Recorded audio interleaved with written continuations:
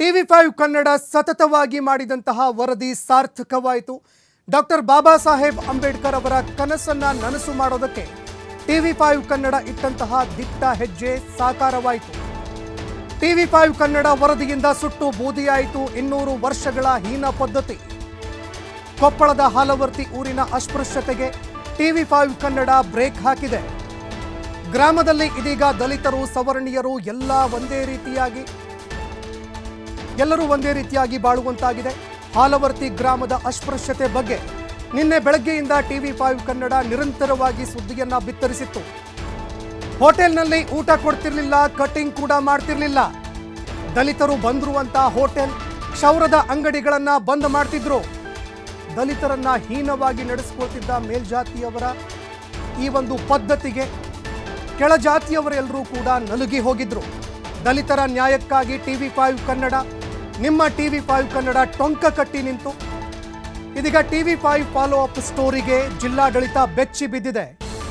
ಹಾಲವರ್ತಿ ಗ್ರಾಮಕ್ಕೆ IAS ಹಾಗೂ IPS ಪಡೆ ಓಡೋಡಿ ಬಂತು. ಯಾವ ಹೋಟೆಲ್ ಒಳಗೆ ಸೇರಿಸ್ತಾ ಇರಲಿಲ್ವೋ ಅದೇ ಹೋಟೆಲ್ನಲ್ಲಿ ಇವತ್ತು ದಲಿತರು ಊಟ ಮಾಡ್ತಾ ಇದ್ದಾರೆ. ಎಲ್ಲರೂ ಒಟ್ಟಿಗೆ ಕೂತು ಸಮಾನತೆಯನ್ನ ಸಾರಿದ್ದಾರೆ ಅಧಿಕಾರಿಗಳು. ಅದೇ ರೀತಿಯಾಗಿ ಇಂತಹದ್ದೊಂದು ಹೀನ ಪದ್ಧತಿಯನ್ನ ಯಾವತ್ತು ಸಂವಿಧಾನ ಈ ದೇಶದಲ್ಲಿ ಜಾರಿಯಾಯಿತು ಅವತ್ತೇ ಫುಲ್ ಸ್ಟಾಪ್ ಇಡಲಾಗಿದೆ ಅಂತ ಎಲ್ಲರಿಗೂ ಎಚ್ಚರಿಸುವಂತಹ ಕೆಲಸವನ್ನ ಮಾಡಿದ್ದಾರೆ. ಅದೇ ರೀತಿಯಾಗಿ ಇಂತಹ ಒಂದು ಪದ್ಧತಿ ಮತ್ತೆ ಮುಂದುವರೆದಿದ್ದೇ ಆದರೆ ಅಥವಾ ಬೆಳಕಿಗೆ ಬಂದಿದ್ದೇ ಆದರೆ ಅಂತಹವರ ವಿರುದ್ಧ ನಿರ್ದಾಕ್ಷಿಣ್ಯವಾಗಿ ಕ್ರಮ ಕೈಗೊಳ್ತೀವಿ ಅಂತ ಅಧಿಕಾರಿಗಳು ಎಚ್ಚರಿಕೆ ಕೂಡ ಕೊಟ್ಟಿದ್ದಾರೆ.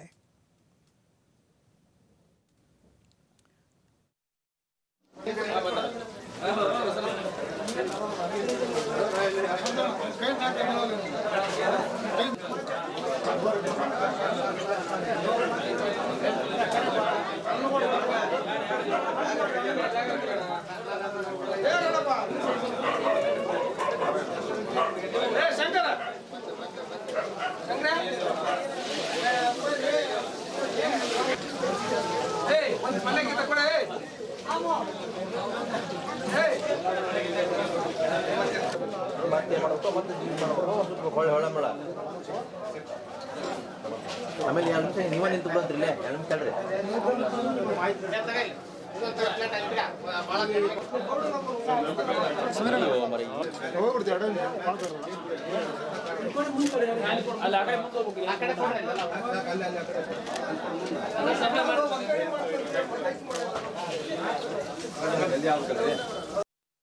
ಗ್ರಾಮಸ್ಥರಿಗೆ ಎಲ್ಲರಿಗೂ ಒಂದು ವಿನಂತಿ, ಇಂಥ ಯಾವುದೇ ಸಣ್ಣ ಪುಟ್ಟ ಘಟನೆಗಳೇ ಆದ್ರೂ ಸಹಿತ ಕೂಡಲೇ ಏನೈತಿ ನಮ್ಮ ಪೊಲೀಸ್ ಅವ್ರಿಗಾಗ್ಲಿ, ಆಡಳಿತಕ್ಕೆ, ತಾಲೂಕು ಆಡಳಿತಕ್ಕಾಗ್ಲಿ ಯಾವಾಗ ನೀವು ನಮ್ಗೆ ಗಮನಕ್ಕೆ ತಗೊಂಡ್ಬಂದ್ಬಿಟ್ರೆ ನಾವು ಅದನ್ನ ಪರಿಹರಿಸ್ತೀವಿ. ಅಂದ್ರೆ ಇದು 75 ವರ್ಷ ಸ್ವತಂತ್ರ ಆದ ನಂತರ ಸಹ ಇಂಥ ಒಂದು ಘಟನೆ ನಡೀತಾ ಇರೋದು ಬಹಳ ಆಶ್ಚರ್ಯ ಆಗೈತೆ. 75 ವರ್ಷ ಆಗಿ ಸಂವಿಧಾನ ರಚನೆ ಆಗಿ ಸಂವಿಧಾನದ ಬಗ್ಗೆ ಇಷ್ಟೊಂದು ಸಾಕಷ್ಟು ನಿಮ್ಗೆ ಈಗ ಸಂವಿಧಾನ ಜಾಥಾವನ್ನು ನೀವು ಈಗ ಒಂದು ವಾರದ ಮುಂಚೆ ನಿಮ್ಮ ಊರಲ್ಲಿ ಮಾಡಿ ಹೋಗಿದ್ದಾರೆ. ಇಂಥ ಮತ್ತೆ ಪ್ರತಿಯೊಬ್ಬರಿಗೂ ಈಗ ಕಾಲಕ್ಕೆ ಸೋಷಿಯಲ್ ಮೀಡಿಯಾ ಇದೆ, ಸಾಕಷ್ಟು ಶಿಕ್ಷಣ ಆಗಿದೆ. ಮುಂಚೆಗೆ ಒಂದು 50 ವರ್ಷದಿಂದ ಏನು ಶಿಕ್ಷಣ ಇರಲಿಲ್ಲ, ಯಾರಿಗೂ ಸಂವಿಧಾನ ಬಗ್ಗೆ ಆಗ್ಲಿ ಮತ್ತು ಬೇರೆ ಯಾವುದೇ ರೀತಿ ಆಗ್ಲಿ ನಿಮ್ಗೆ ಅಷ್ಟು ಅರಿವು ಇರಲಿಲ್ಲ. ಈಗ ಸಾಕಷ್ಟು ಅರಿವು ಆಗಿದೆ. ಮತ್ತೆ ಇದ್ರೊಳಗೆ ಭೇದ ಭಾವ ಮಾಡುವ ಅರ್ಥ ಇಲ್ಲ. ಈಗ ನೀವು ಹೇಳ್ತೀರಿ ಇಲ್ಲಿ ಹೋಟೆಲ್ದಲ್ಲಿ ನೀವು ಅವಕಾಶ ಕೊಡೋದಿಲ್ಲ ಅಥವಾ ಕೆರೆ ನೀರನ್ನು ಉಪಯೋಗಿಸಕ್ಕೆ ಅವಕಾಶ ಕೊಡೋದಿಲ್ಲ, ಕಟಿಂಗ್ ಶಾಪ್ ಅಲ್ಲಿ ಅಂತೀರಿ. ಈಗ ಇದೇ ನೀವು ಕೊಪ್ಪಳಕ್ಕೆ ಹೋಗ್ತೀರಿ, ಎಲ್ಲರೂ ಕೊಪ್ಪಳಕ್ಕೆ ಹೋದಾಗ ನೀವು ಎಲ್ಲಾರು ಹೋಟೆಲ್ದಾಗ ಊಟ ಮಾಡ್ತೀರಿ, ಎಲ್ಲರೂ ಇದು ಮಾಡ್ತೀರಿ. ಅಲ್ಲಿ ಏನಾದ್ರು ನಿಮ್ಗೆ ಗೊತ್ತಾಗತ್ತಾ? ಅಲ್ಲಿರ್ಲಿದ್ದು ಇಲ್ಲಿ ಹೆಂಗಾಗತ್ತೆ? ನಿಮ್ಮ ಊರಲ್ಲಿ ಎಲ್ಲರೂ ಮನುಷ್ಯರಾಗಿದ್ದಾಗ ರೀತಿ ಎಲ್ಲರೂ ಗೊತ್ತ. ಇದೇ ಸಾಹೇಬ್ರು ಹೇಳಿದಂಗೆ ಬಸವಣ್ಣವರಾಗ್ಲಿ, ಅಂಬೇಡ್ಕರ್ ಅವರಾಗ್ಲಿ ಹೇಳಿರ್ತಕ್ಕಂತ ಒಂದು ವಿಚಾರಧಾರೆ ಏನಿದೆ, ಎಲ್ಲರೂ ಮನುಕುಲ ಒಂದೇ. ಇದು ಹೆಣ್ಣು ಗಂಡು ಭೇದ ಭಾವ ಎಲ್ಲರೂ ಒಂದೇ, ಯಾವ ಜಾತಿನೂ ಇಲ್ಲ, ಎಲ್ಲ ಜಾತಿನೂ ಒಂದೇ, ಮನುಕುಲ ಒಂದೇ ಜಾತಿ ಅಂತ ನಾವು ಹೇಳಿದ್ರು. ಯಾವ್ದು ಜೆಂಡರ್ ಬಯಸ್ ಇರಬಾರ್ದು ಅಂತ ಹೇಳಿದ್ರು. ಹೆಣ್ಣು ಗಂಡು ಭೇದ ಇರಬಾರ್ದು, ಜಾತಿಯಲ್ಲಿ ಭೇದ ಭಾವ ಇರಬಾರ್ದು, ಎಲ್ಲರೂ ಒಗ್ಗಟ್ಟಾಗಿ ಎಲ್ಲರೂ ಸರಿಯಾಗಿ ನಾವು ಜೀವನ ಮಾಡ್ಬೇಕಂತ ಅವರ ತತ್ವಗಳನ್ನ ನೆನೆಸಿಕೊಂಡು 17ನೇ ತಾರೀಕಿಗೆ ನಾವು ರಾಜ್ಯಾದ್ಯಂತ ಬಸವಣ್ಣನವರನ್ನ ಸಾಂಸ್ಕೃತಿಕ ನಾಯಕ ಅಂತೇಳಿ ಒಂದು ವಿಜೃಂಭಣೆಯಿಂದ ಆಚರಣೆ ಮಾಡ್ತಾ ಇದ್ದೀವಿ. ಇಂಥ ಸಂದರ್ಭಗಳಲ್ಲಿ ಹಾಲವರ್ತಿ ಗ್ರಾಮದಲ್ಲಿ 1-2-3 ದಿನಗಳಿಂದ ನಮಗೆ ಮಾಹಿತಿ ಬಂದ ಪ್ರಕಾರ ಈ ಒಂದು ಜಾತಿ ವ್ಯವಸ್ಥೆ ಸಂಬಂಧವಾಗಿ ಏನೋ ಒಂದು ಆ ಕಟಿಂಗ್ ಶಾಪ್ಗೆ ಹೋದ್ರೆ ಸರಿಯಾಗಿ ಅವನು ಕಟಿಂಗ್ ಮಾಡಂಗಿಲ್ಲ, ಏನೋ ಅಂಗಡಿಗೆ ಹೋಟ್ಲಿಗೆ ಹೋದಪ್ಪ ಅಂತಂದ್ರೆ ಅಲ್ಲಿ ಅವರಿಗೆ ಸರಿಯಾಗಿ ಟಿಫಿನ್ ಕೊಡೋದಾಗ್ಲಿ ಅದರಲ್ಲಿ ಭೇದ ಭಾವ ಮಾಡ್ತಾ ಇದ್ದಾರೆ ಅಂತ ದೂರು ಬಂದಿತ್ತು. ಈ ದೂರಿನನ್ವಯ ಆಲ್ರೆಡಿ ಈಗ 3 ಮಂದಿ ಮೇಲೆ ಕಂಪ್ಲೇಂಟ್ ಬಂದಿದ್ದು, ಇಬ್ರು ಆಲ್ರೆಡಿ FIR ಆಗಿ ಅವ್ರು ಆಲ್ರೆಡಿ ಅರೆಸ್ಟ್ ಆಗಿ. ಈ ಬಗ್ಗೆ ಮತ್ತಷ್ಟು ಮಾಹಿತಿ ಕೊಡ್ತಾ ಹೋಗ್ತಾರೆ ಪ್ರತಿನಿಧಿ ನಾಗರಾಜ್ ಫೋನ್ ಸಂಪರ್ಕದಲ್ಲಿ ಜಾಯ್ನ್ ಆಗಿದ್ದಾರೆ. ನಾಗರಾಜ್, ಇಂತಹದ್ದೊಂದು ಘಟನೆ ನಡೀತಾ ಇತ್ತು, ಇಂತಹದ್ದೊಂದು ಆಚರಣೆ ನಡೀತಾ ಇತ್ತು ಅಂತ ಹೇಳೋದಕ್ಕೆ ನೋವಾಗುತ್ತೆ. ಇದೀಗ TV5 ವರದಿಯಿಂದ ಗ್ರಾಮಸ್ಥರಿಗೆ ನ್ಯಾಯ ಸಿಕ್ಕಿದೆ. ಗ್ರಾಮದಲ್ಲಿ ಯಾವ ರೀತಿಯಾದಂತಹ ಸಂತೋಷದ ವಾತಾವರಣ ನಿರ್ಮಾಣ ಆಗಿದೆ, ಅದೇ ರೀತಿಯಾಗಿ ಅಧಿಕಾರಿಗಳು ಗ್ರಾಮಸ್ಥರಿಗೆ ಏನೆಲ್ಲ ಎಚ್ಚರಿಕೆ ಕೊಟ್ಟಿದ್ದಾರೆ, ಯಾವ ರೀತಿಯಾಗಿ ಗ್ರಾಮಸ್ಥರ ಮನವೊಲಿಸಿದ್ದಾರೆ ಅಂತ. ಸಂತೋಷ್ ಖಂಡಿತಲು ಕೂಡ ಏನಂದ್ರೆ ನಿನ್ನೆ ತಾನೇ ಕೊಪ್ಪಳ ತಾಲೂಕಿನ ಆಲ್ವರ್ತಿ ಗ್ರಾಮದಲ್ಲಿ ಇಡೀ ನಾಗರಿಕ ಸಮುದಾಯ ತಲೆ ತೆಗೆಸುವಂತ ಘಟನೆ ನಡೆದಿತ್ತು. ಕಾರಣ ಏನಂತಂದ್ರೆ ಆಲ್ವರ್ತಿ ಗ್ರಾಮದಲ್ಲಿ ದಲಿತರಿಗೆ ಅಲ್ಲಿ ಹೋಟೆಲ್ಗಳಿಗೆ ಅದೇ ರೀತಿಯಾಗಿ ಏನು ಕ್ಷೌರ ಶಾಪ್ ಇದೆ ಅಲ್ಲಿ ಕೂಡ ಅವ್ರಿಗೆ ಅವಕಾಶ ಕೊಟ್ಟಿದ್ದಿಲ್ಲ. ಏನು ಕ್ಷೌರಿಕ ಅಂಗಡಿಗೆ ಹೋದ್ರೆ ನಿಮಗೆ ಕಟಿಂಗ್ ಮಾಡಂಗಿಲ್ಲ ಅಂತ ಹೇಳಿ ವಾಪಸ್ ಕಳಿಸ್ತಾ ಇದ್ರು. ಅದೇ ರೀತಿಗೆ ಹೋಟೆಲ್ಗಳಿಗೆ ಹೋದ್ರೆ ಪ್ರತ್ಯೇಕವಾದ ಪ್ಲಾಸ್ಟಿಕ್ ತಟ್ಟೆ ಮತ್ತು ಪ್ಲಾಸ್ಟಿಕ್ ಗ್ಲಾಸ್ ಅನ್ನ ನೀಡಿ ಅವ್ರನ್ನ ಹೀನಾಯವಾಗಿ ನಡೆಸ್ಕೊಳ್ಳುವಂತ ಸ್ಥಿತಿ ನಿರ್ಮಾಣವಾಗುತ್ತೆ. ಈ ಬಗ್ಗೆ ಸವಿಸ್ತಾರವಾದ ವರದಿ ಮತ್ತು ನಿರಂತರವಾದ ವರದಿಯನ್ನ TV5 ಮಾತ್ರ ಏನಂದ್ರೆ ಅದನ್ನ ಪ್ರಸಾರ ಮಾಡಿತ್ತು. ಅದ್ರ ಬೆನ್ನಲ್ಲೇ ಸಚಿವರಾದಂತ ಏನು ಕೊಪ್ಪಳ ಜಿಲ್ಲಾ ಸಚಿವ ಶಿವರಾಜ್ ತಂಗಡಿ ಅವರ ಗಮನಕ್ಕೆ ಹೋಗಿತ್ತು ಮತ್ತು ಅದರೊಟ್ಟಿಗೆ ಸರ್ಕಾರದ ಗಮನಕ್ಕೆ ಹೋಗಿತ್ತು. ತಕ್ಷಣವೇ ಎಚ್ಚೆತ್ತುಕೊಂಡಂತ ಜಿಲ್ಲಾ ಸಚಿವ ಶಿವರಾಜ್ ತಂಗಡಿ ಅವರಿಗೆ ವಿಧಾನಸೌಧದಿಂದಲೇ ಅಧಿಕಾರಿಗಳಿಗೆ ಕರೆ ಮಾಡಿ ಕ್ಲಾಸ್ ತೆಗೆದುಕೊಟ್ಟಿದ್ರು ಮತ್ತು ಕೆಂಡಾಮಂಡಲಾಗಿದ್ರು.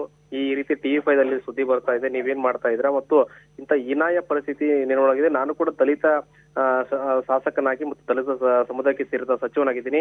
ಇದು ನನಗೂ ಕೂಡ ಒಂಥರ ನಾಚಿಕೆ ಆಗ್ತಾ ಇದೆ ಅಂತೇಳಿ ಕೆಂಡಾಮಂಡವಾಗಿದ್ರು. ಈ ತಕ್ಷಣವೇ ಎಚ್ಚೆತ್ತುಕೊಂಡಂತ ಇನ್ನ ಕೊಪ್ಪಳದ DC ನಳಿನ್ ಅತುಲ್ ಅವರು ಮತ್ತು ಅದರ ಜೊತೆಗೆ ಕೊಪ್ಪಳ SP ಆದಂತ ಯಶೋಧ ವಂಟಗುಡಿ ಅವರು ನಿನ್ನೆ ತಡರಾತ್ರಿ ಏನು 8-9 ಗಂಟೆಗೆ ಹೋಗಿ ಅಲ್ಲಿ ಸಭೆ ನಡೆಸಿದ್ರು, ನಿರಂತರವಾದ ಸಭೆ ನಡೆಸಿದ್ರು. ತಕ್ಷಣವೇ ಏನಂದ್ರೆ ಏನು ಅಸ್ಪೃಶ್ಯ ಆಚರಣೆ ಮಾಡಿದ್ರು ಏನು ಹೋಟೆಲ್ ಮಾಲೀಕರು ಮತ್ತು ಆ ಕ್ಷೌರ ಅಂಗಡಿ ಮಾಲೀಕರ ವಿರುದ್ಧ ಕೇಸ್ ದಾಖಲಿಸುವಂತ ಕೆಲಸ ಮಾಡಿದ್ರು. ಈಗಾಗಲೇ 3 ಜನರನ್ನ ಏನೋ ವಶಕ್ಕೆ ತೆಗೆದುಕೊಂಡು ಆಗಲೇ ವಿಚಾರಣೆ ನಡೆಸಿರುವಂತದ್ದು. ಅದ್ರ ಬೆನ್ನಲ್ಲೇ ಇದೀಗ ಮತ್ತೆ ಇಂದು ಸಹ ಏನಂತಂದ್ರೆ ಇವತ್ತು ಕೊಪ್ಪಳದ ಉಪವಿಭಾಗ ಅಧಿಕಾರಿ ಅಂತ ಮಹೇಶ್ ಮಾಲಿಗಿತ್ತಿ ಅವರು ಅದರ ಜೊತೆಗೆ DSP ಆದ ಮುತ್ತಣ್ಣ ಅವರು ಹೋಗಿ ಮತ್ತೊಂದು ಸಭೆ ನಡೆಸಿದ್ರು.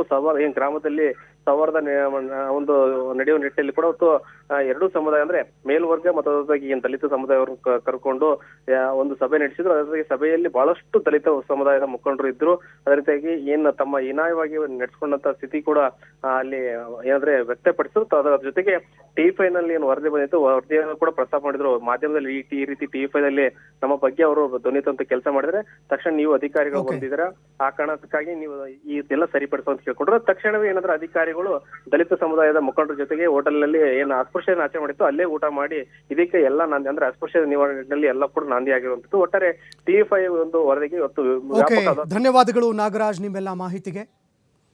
ಏನೋ ದೃಶ್ಯಾವಳಿಯಲ್ಲಿ ನೋಡ್ತಾ ಇದ್ದೀರಿ ನೀವು, ಮೊದಲು TV5 ಕನ್ನಡ ವರದಿಯನ್ನು ಪ್ರಸಾರ ಮಾಡಿತ್ತು. ಇದಕ್ಕೆ ಸಂಬಂಧಪಟ್ಟಂತೆ ಕ್ಷೌರಿಕ ಕೂಡ ನೇರವಾಗಿ ಖಡಾಖಂಡಿತವಾಗಿ ಹೇಳಿಬಿಟ್ಟಿದ್ದ, ಇಲ್ಲ ಗ್ರಾಮದಲ್ಲಿ ನಾವು ಯಾರ್ಯಾರು ದಲಿತರಿದ್ದಾರೆ ಅವರಿಗೆ ನಾವು ಕ್ಷೌರ ಮಾಡೋದಿಲ್ಲ, ನಮ್ಮ ಹಿರಿಯರು ಇದನ್ನು ಆಚರಣೆ ಮಾಡ್ಕೊಂಡು ಬರ್ತಾ ಇದ್ದಾರೆ, ನಾವು ಕೂಡ ಮುಂದುವರಿಸ್ಕೊಂಡು ಹೋಗ್ತಾ ಇದ್ದೀವಿ, ಈ ರೀತಿಯಾಗಿ ನಮಗೆ ಹೇಳ್ತಾ ಇದ್ದಾರೆ. ಒಂದು ವೇಳೆ ಅವ್ರು ಬಂದರೆ ನಾವು ಬರೋದಿಲ್ಲ ಅಂತ ಗ್ರಾಮಸ್ಥರು ಹೇಳ್ತಾ ಇದ್ದಾರೆ.